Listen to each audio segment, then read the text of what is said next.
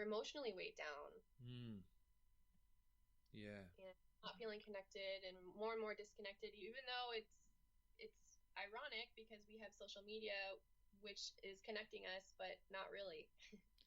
Yeah, it'd be amazing to get that stat on when people see someone, an Instagram post or see a post that they feel challenged or feel that they're comparing themselves, and then what that would look like in terms of their decisions to go to the fridge or to eat something to deal with that emotion, because they're getting those feelings or hits constantly, and how that's relating to their food choices.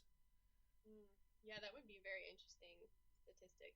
Um, I see a couple of your posts, and I see that it seems like you're a big advocate for getting outside in nature, and wondering, if that plays a part in your coaching and your nutritional advice that is for people to get more outside, more connected to nature. And as we sort of mentioned before, is that ability to feel something or feel soothed or feel relaxed. And do you recommend, bushwalks and time in nature as a remedy for that?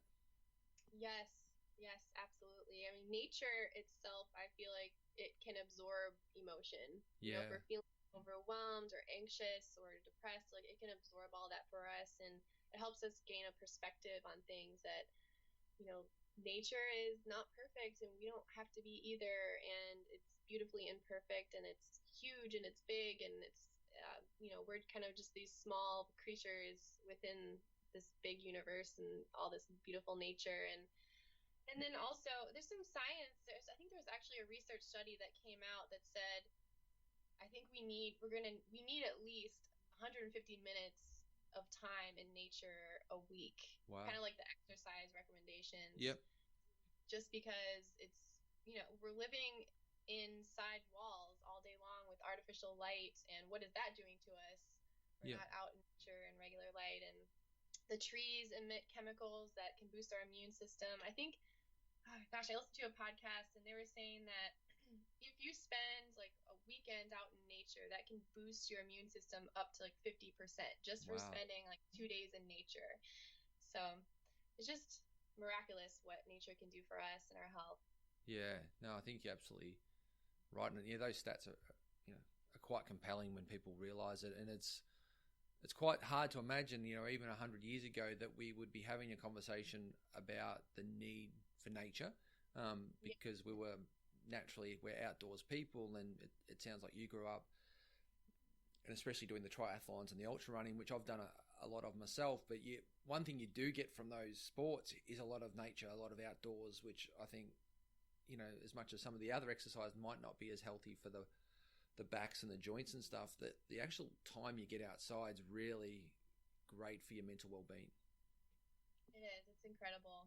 Yeah, it's funny. You're right. I think a couple hundred years ago, it would be laughable that we're having this conversation today, but it's true. We spend way too much time inside with all these artificial lights and, Wi-Fi routers and all this stuff Hmm. that's affecting our health.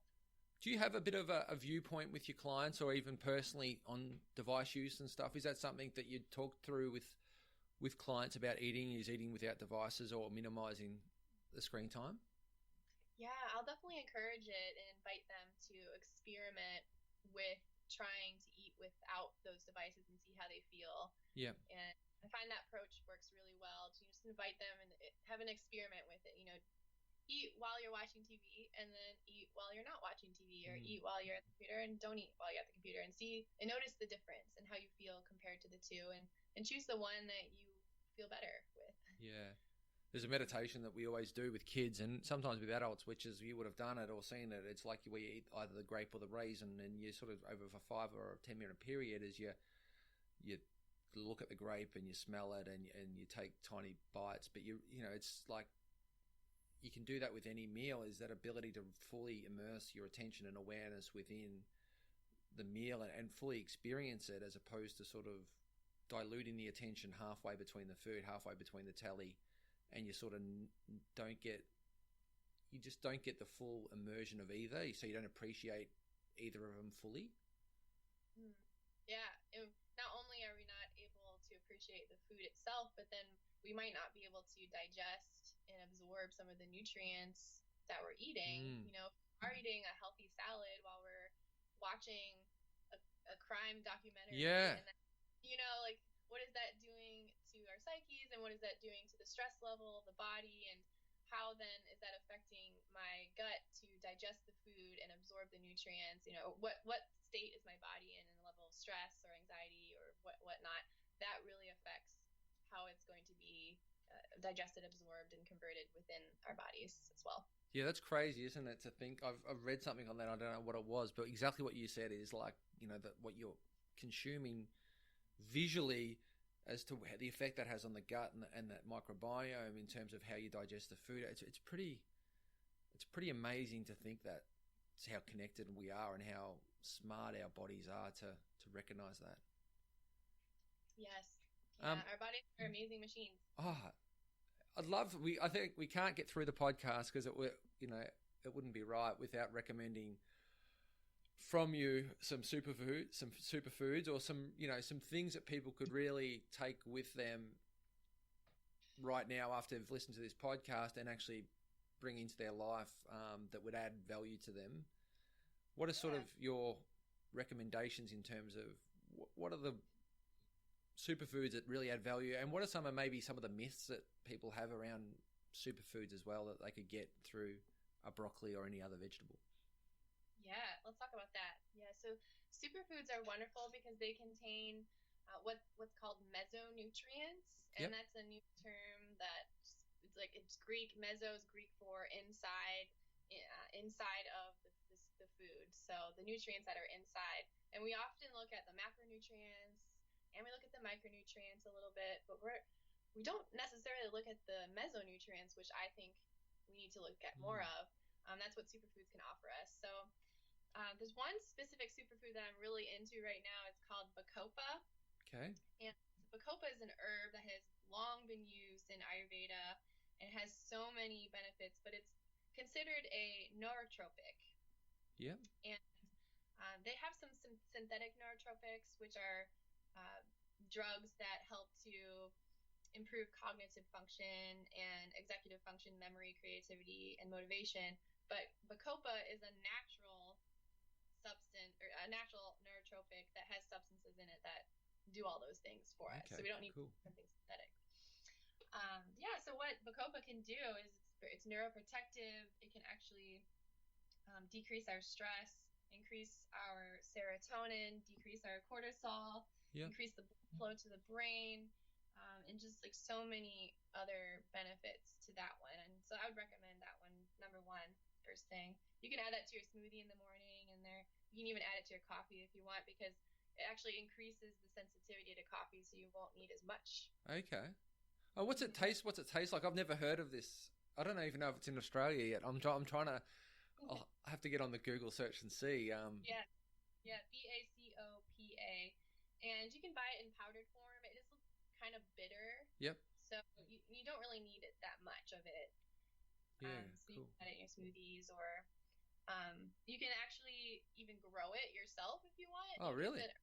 It's a green herb, and it's a really pretty green herb. You probably could get seeds for it because you can't actually buy the herb in the grocery stores. At least here in the U.S. you can't. Yeah. But you can make Bacopa pesto out of it. I've seen a recipe for that. I was like, I want to make that, but I don't know where I can find the herb. I'll have to grow it myself. Yeah, that's amazing. Okay. What else? What are some of the other ones that we sort of, like, I love your thoughts on, say, something like hemp. Yeah. Like hemp hearts. It's quite new in Australia. Sorry, it's quite new in Australia, hemp, where it's only like in the last maybe year, it's actually been, it's been made legal. So people are sort of getting their head around hemp seeds, hemp powder, and I guess how to use this and what's the benefits of it. Yeah, so hemp seeds are going to contain a type of fatty acid called ALA. Yep. And it's omega-3 fatty acid, which is great for heart health. And, it's important for vegans that we're getting enough of the omega-3s. We do convert some of that ALA to the DHA, which is nice. Yep. So it's going to have the healthy fatty acids in there, and it's going to actually be really high in protein. I think it's like 3 tablespoons is 10 grams of protein of those hemp hearts. Right. So a lot of protein in there, and they taste pretty good. You can add them on your cereal. You can put them in smoothies. You can add them on your yogurt in the morning. If you have like a coconut yogurt or Yep. almond yogurt, you can toss it on top of that. So those are some of the benefits that I've heard about them. Perfect.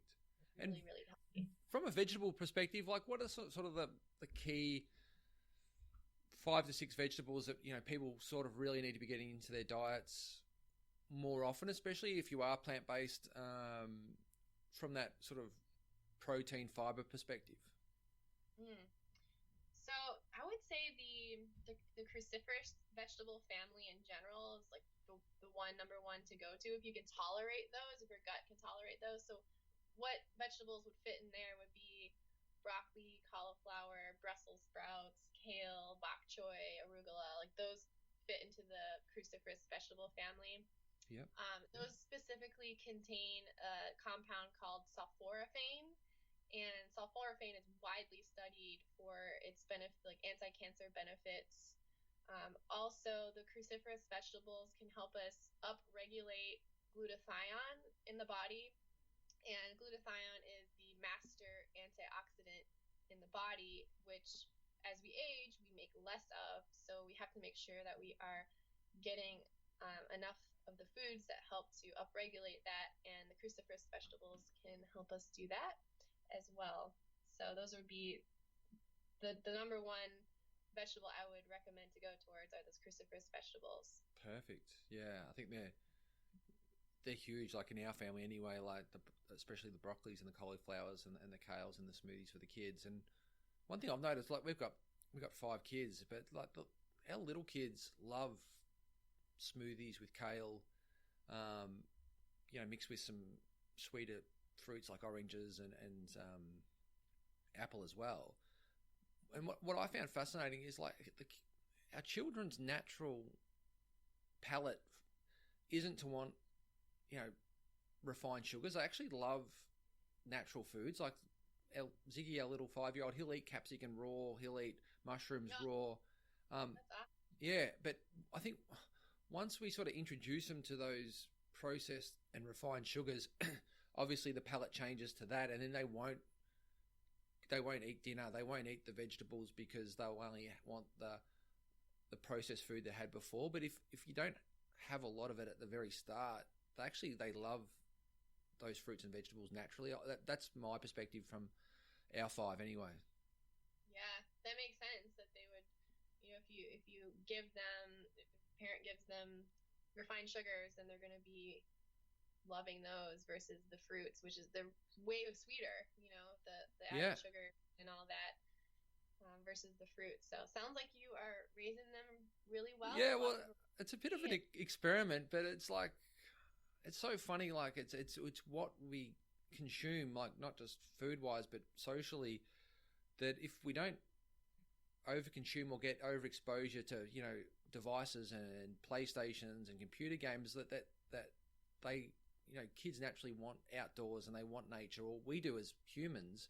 But once we sort of get over that threshold and we get an overuse of phones and stuff, that it diminishes our love of nature, of exercise and stuff. And it's like we got to sort of wrestle that back and get less of the stuff that we've become addicted to and more of the stuff that we actually need. Yeah, totally agree with you. Colleen, this has been great. Very super insightful. It wasn't at all where I was expecting the conversation to go in terms of just, for me, what I've taken from this chat is just the holistic viewpoint we need to take on our nutrition, and not just our nutrition, our wellness, and that the nutrition is a sum of so many parts of how we need to live and show up, and that we need to look at ourselves holistically to make those shifts and changes. And your insights to that and your knowledge was really impeccable. So thank you so much for that.